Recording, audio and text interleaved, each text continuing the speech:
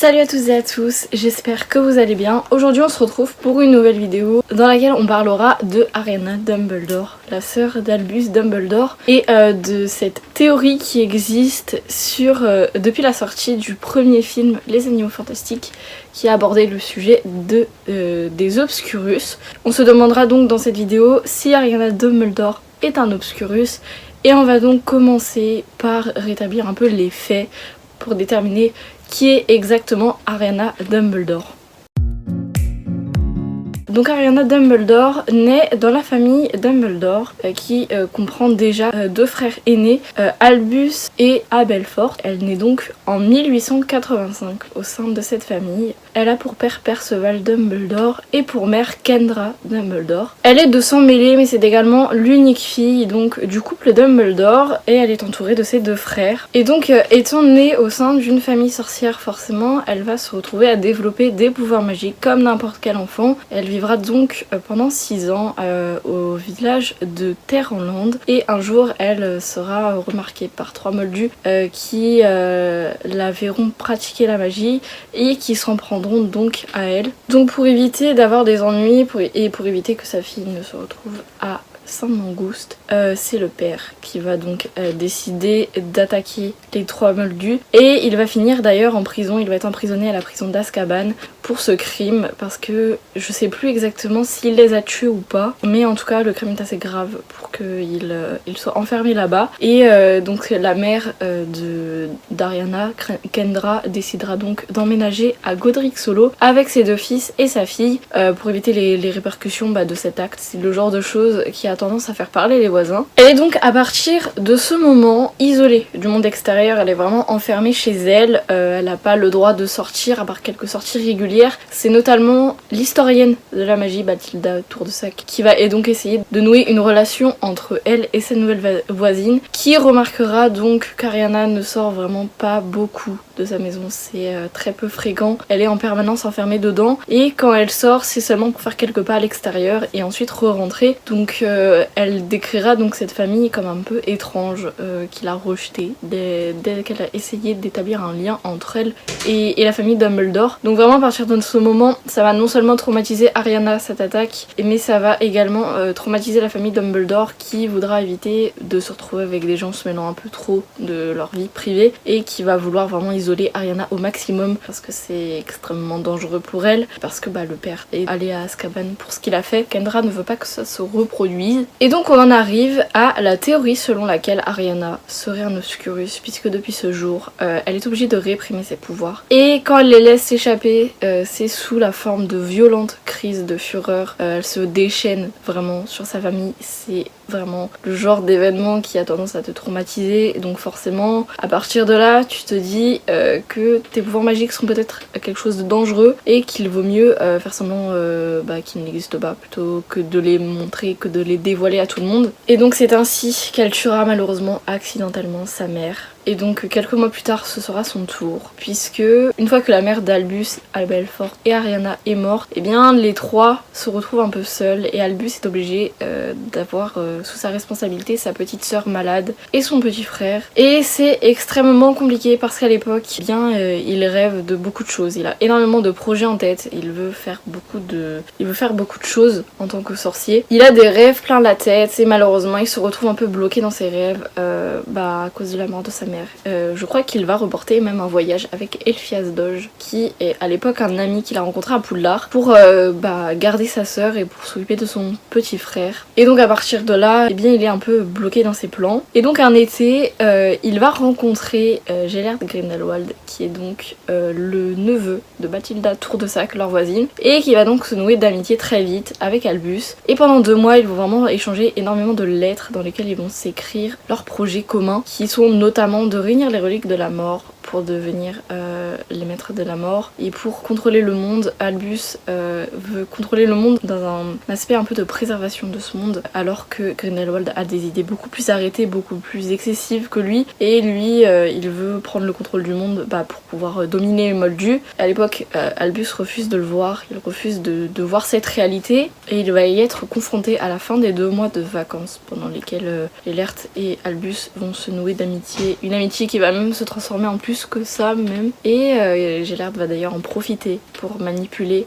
Dumbledore. Il va profiter des sentiments que Dumbledore éprouve pour lui pour le manipuler. Et donc à la fin c'est Abelfort qui met son frère devant la réalité des faits. Enfin, il délaisse totalement sa sœur. Elle est la seule à écouter Abelfort. Elle refuse totalement d'obéir à son frère, enfin à son frère aîné, à Albus. Et donc c'est très compliqué et Abelfort va le reprocher à son frère et va éclater un combat entre les deux frères et entre Grindelwald qui sera là ce jour-là, qui sera présent pendant la dispute des deux frères. Ils vont donc se battre tous les trois jusqu'à l'arrivée d'Ariana. Ils savent pas exactement ce qu'elle voulait faire, peut-être qu'elle voulait aider, mais en tout cas Dumbledore le raconte comme ça à la fin. Sa sœur était étendue morte sur le sol et il a vraiment aucune idée de qui a lancé le sortilège qui a mis fin à sa vie. Et donc bien sûr Grindelwald va s'enfuir. Et à partir de là ça va être un déchirement pour Abelfort, qui a perdu sa sœur, qui a perdu sa mère, qui a perdu son père, qui se retrouve vraiment seul devant son frère qui est incapable de prendre la responsabilité de ses actes, qui fait qu'empiler les mensonges, qui est égoïste, qui s'est vraiment à peine occupé de sa sœur depuis le début. Il y a cette scène notamment marquante des deux frères qui se battent devant la tombe de leur sœur parce que Abelfort aura provoqué Albus pendant l'enterrement de sa sœur et il lui cassera le nez. C'est donc une blessure irréparable que Albus portera tout au long de sa vie et qui lui rappellera cet événement traumatisant pour lui, qu'il ne fera que regretter. Évidemment, il était très attaché à elle, notamment dans le 6, on le voit quand il boit la potion, il est extrêmement souffrant de sa perte, il a beaucoup de mal avec ça, il aimait sa sœur, il aimait énormément sa sœur, il a fait beaucoup d'erreurs c'est sûr, mais voilà, donc pour la vie d'Ariana, et c'est extrêmement compliqué, c'est sûr, d'établir un fait précis, mais ce que s'accorde à dire les Potterheads d'aujourd'hui, c'est que depuis la sortie du premier film Les Animaux Fantastiques, dans lequel est mis en scène l'Obscurus, donc, qui est une créature qui s'empare du corps d'un enfant lorsqu'il est obligé de réprimer ses pouvoirs, c'est très possible qu'Ariana en soit un. Parce qu'en effet, elle également a dû faire comme si la magie n'existait pas en elle, elle a dû la contenir. Et justement, à force de contenir cette magie, l'enfant crée en lui un Obscurus. Il devient donc un obscurial. C'est comme ça qu'on appelle donc la personne dans laquelle réside cet obscurus. Cet obscurus va vraiment s'emparer du corps de l'enfant et va le consumer, le détruire petit à petit, puisque plus il réprimera ses pouvoirs, plus l'obscurus sera fort et plus les crises de colère pendant lesquelles se déchaîneront ses pouvoirs seront importantes et extrêmement dangereuses. Elles peuvent notamment mener à la mort de certains membres de leur entourage, notamment Ariana avec sa mère, mais également de personnes contre qui ils ont une certaine aversion. Ils ne vont pas pouvoir se contrôler dans ce genre de moment de fureur. Je pense notamment à Croyance dans le premier, qui est donc l'Obscurus, et qui malgré tout n'arrive pas à résister à sa force, et qui va tuer Henry Cho Jr. Parce qu'il l'a tout simplement traité de dégénéré, parce qu'il est venu plaider la cause de sa mère adoptive, donc auprès de lui et du journal de son père. Et donc vraiment cette haine qu'il éprouve pour lui, il peut pas la contenir au point qu'il va semer la destruction autour de lui, notamment avec ces rues de New York qui sont totalement détruites sur son passage. Enfin, c'est vraiment impressionnant quelle force réside en lui, et lui notamment parce qu'on sait que les Obscurus ont tendance à dévorer on va dire le corps de l'enfant au point de le laisser mourir ensuite. Et donc en général un Obscurus ne vit pas dans un corps de plus de 10 ans je crois, et donc il va pas pouvoir s'épanouir au-delà de 10 ans. Donc l'enfant malheureusement sera condamné à la mort s'il réprime trop ses pouvoirs, et je sais que Croyance est un cas exceptionnel puisque il a vécu pendant très longtemps avec cet Obscurus, il vit encore, il est pas encore mort dans les Animaux Fantastiques, donc c'est plutôt bon signe. Mais Ariana est également un cas exceptionnel parce que elle est morte en 1899, elle avait donc 14 ans quand elle est morte, donc ce qui signifie que l'Obscurus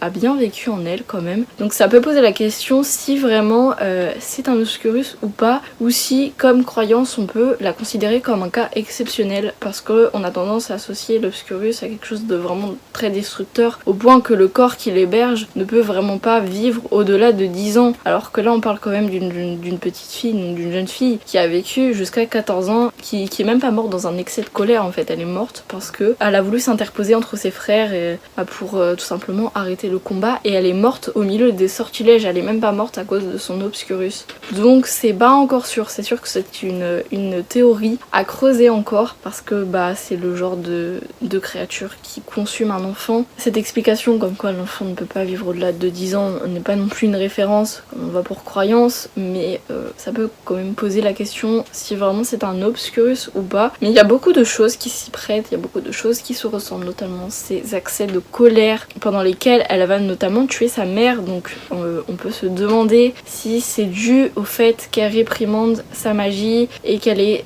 développé un obscurus en elle, ou si c'est simplement parce que la colère est telle en elle qu'elle explose de cette façon et qu'elle n'abrite pas du tout d'obscurus en elle. Mais il y a beaucoup de choses qui se ressemblent, c'est sûr. Il y a beaucoup de choses qui sont similaires dans ces deux descriptions, celle de l'obscurus et celle de la magie réprimée d'Ariana. C'est sûr que ça peut poser pas mal de questions, et j'avoue que je m'en pose aussi quelquefois. Je me demande si elle est réellement un obscurial ou si c'est faux, si ce n'est qu'une simple théorie. Mais voilà, moi j'aime beaucoup en tout cas cette théorie, j'aime beaucoup cette histoire d'obscurus, je trouve ça absolument fascinant que ce genre de créature puisse naître en un enfant qui est tout simplement effrayante en fait. C'est effroyable d'imaginer qu'un obscurus puisse vivre en un enfant, et que à cause de la violence qu'il accumule, de la destruction, de la terreur qu'il sème, il puisse détruire le corps de l'enfant. Mais ça pose vraiment pas mal de questions, j'avoue, et c'est absolument fascinant de se demander donc si Ariana en est un ou pas. En tout cas moi j'avoue que je pencherais plutôt pour la réponse oui, parce que il y a beaucoup de choses qui se ressemblent, mais comme je l'ai dit, il y a également des choses qui viennent se contredire, donc c'est assez compliqué de déterminer si c'est vrai ou pas. Mais on n'exclut pas le fait que Croyance a quand même survécu